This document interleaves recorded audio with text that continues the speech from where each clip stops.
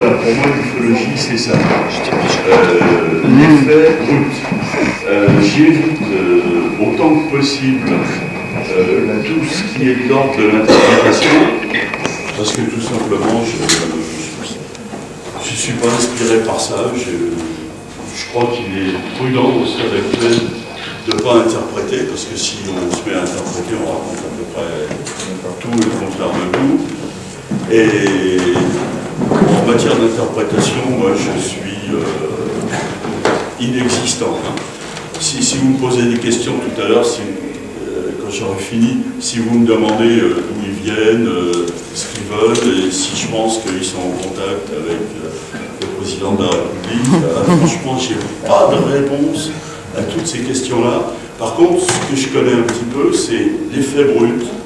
Qu'est-ce qui s'est passé? À quel endroit? Dans quelles circonstances? Quelle comparaison on peut faire entre les divers cas?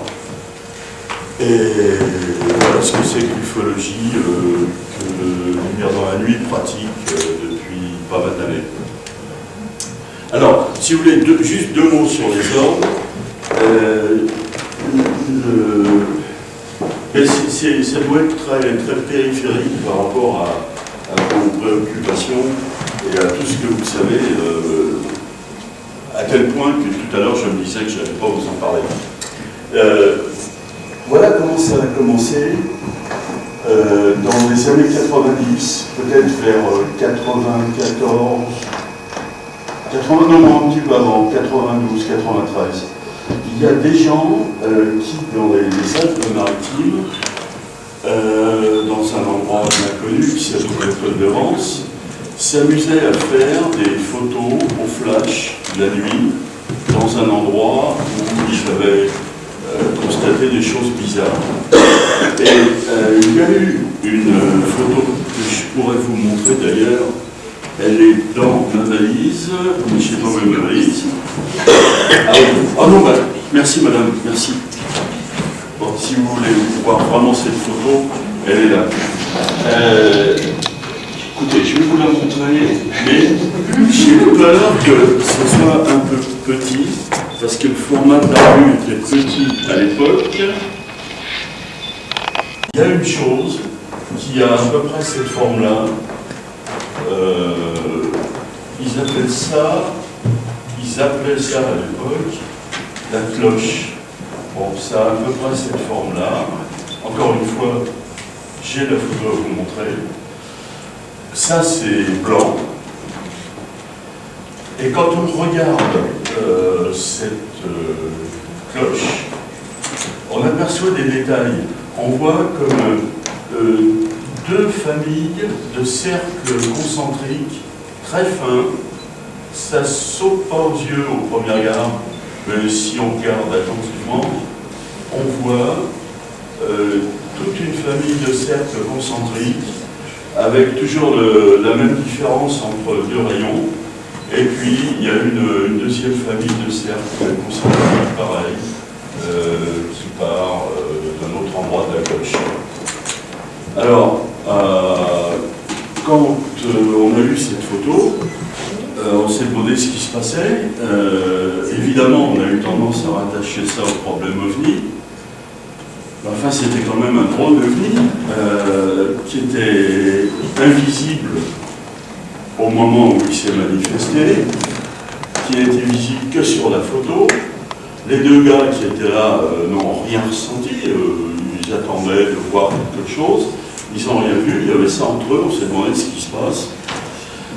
Ensuite, il y a eu d'autres exemples de photos comme ça, mais ça a évolué vers une forme qui revenait constamment. Alors, moi, j'en ai jamais fait. J'ai jamais photographié d'or de ma vie.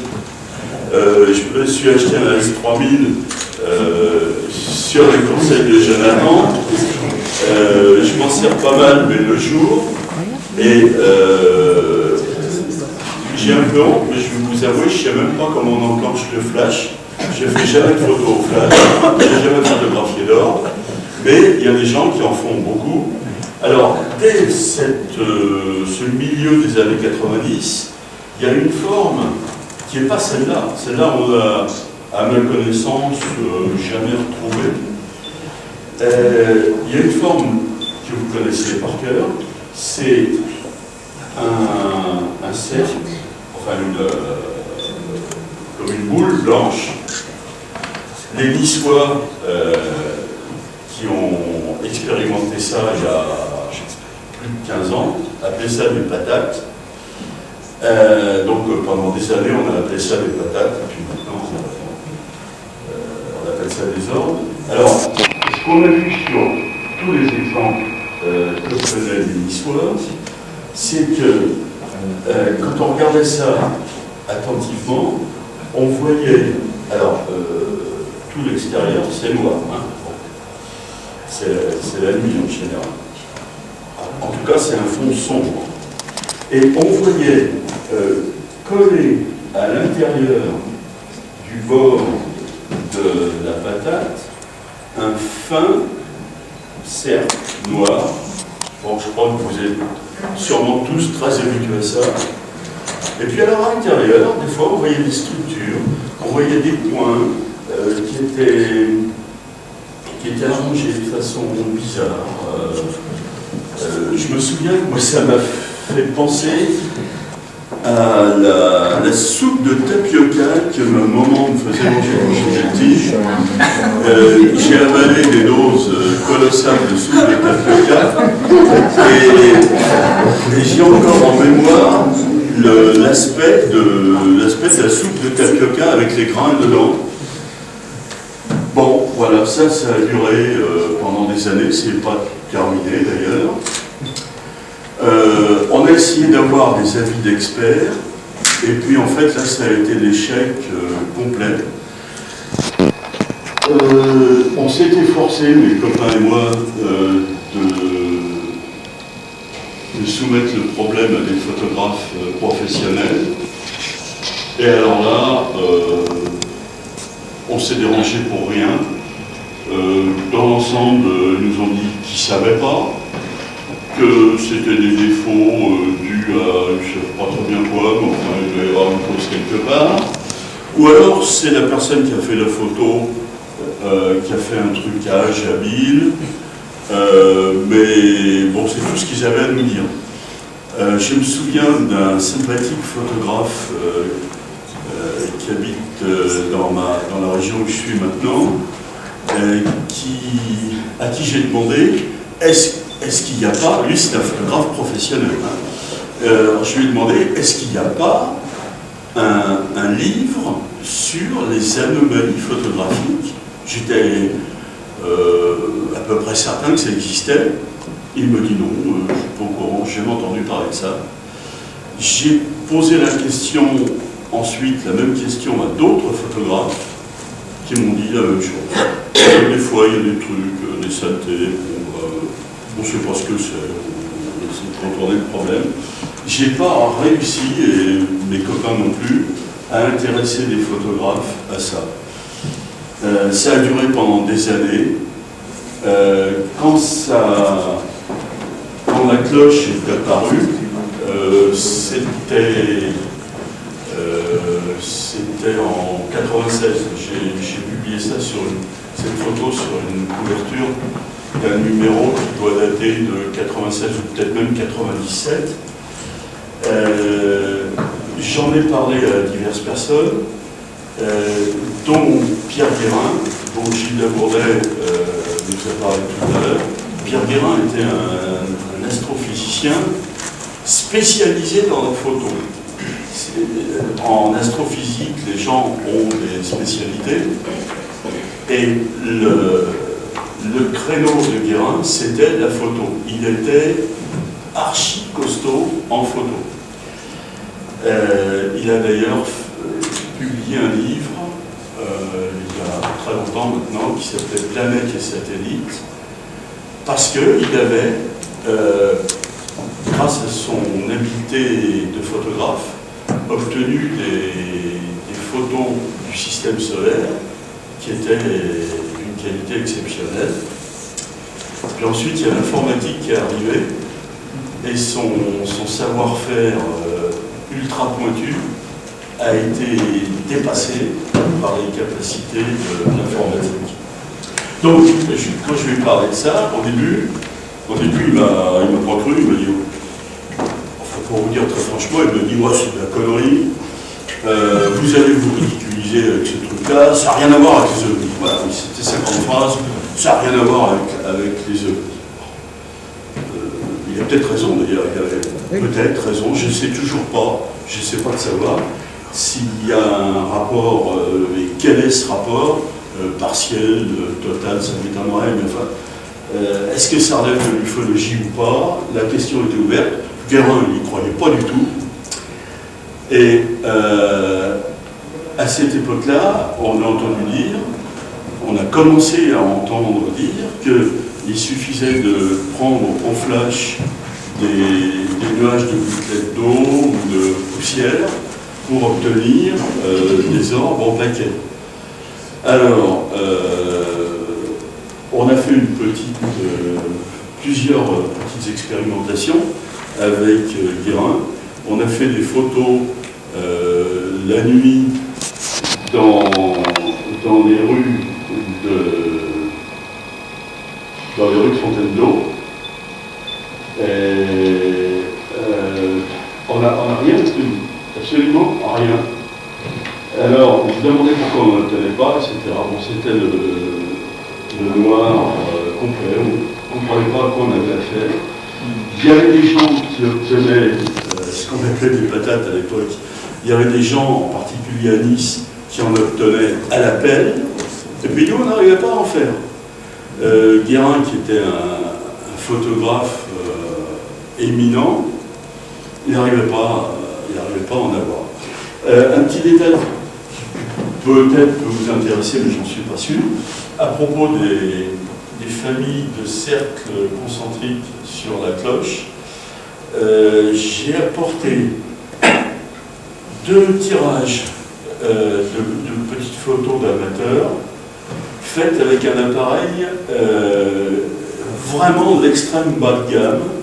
C'est un appareil qui a été acheté dans une grande surface il y a peut-être 20 ans pour une somme dérisoire, je ne sais pas, je me souviens plus, d'autant plus que c'est pas moi qui l'ai acheté, mais c'était un appareil pour des enfants.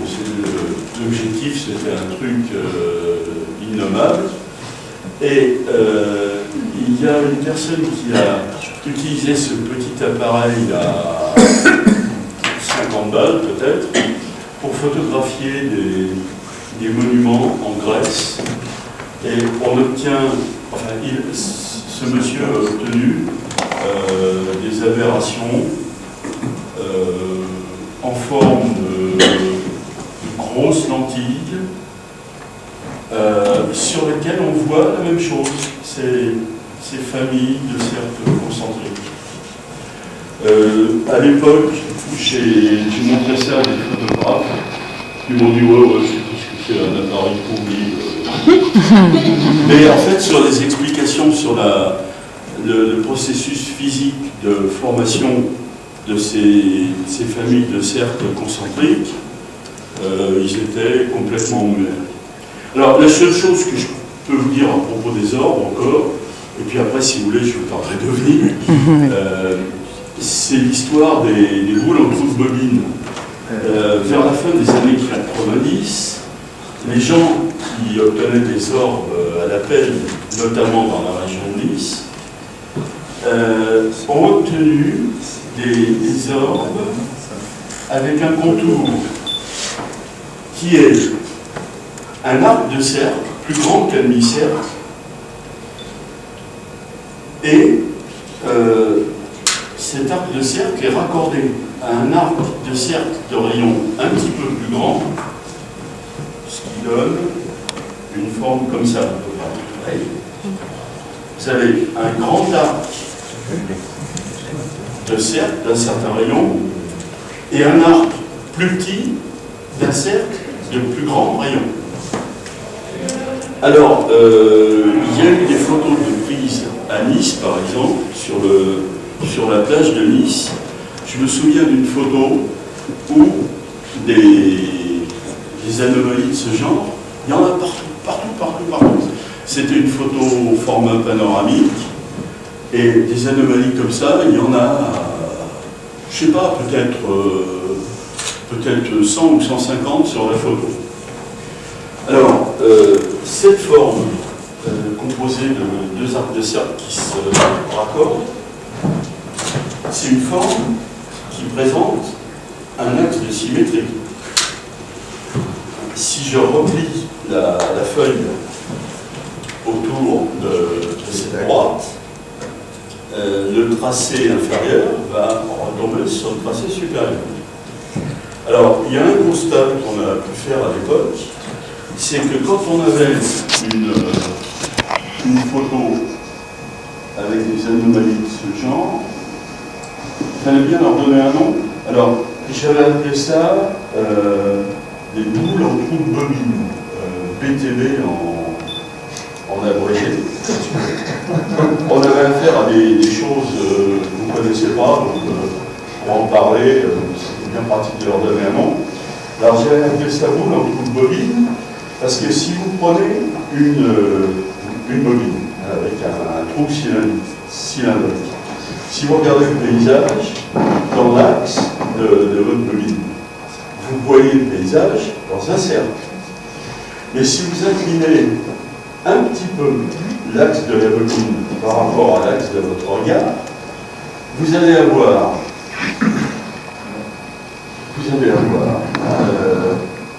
la face antérieure de votre bobine qui est un cercle, la face postérieure qui est un cercle un petit peu plus petit, parce que la face postérieure est plus haute, tout simplement.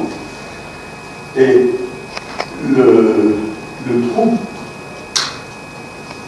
qui délimite le paysage, il est là.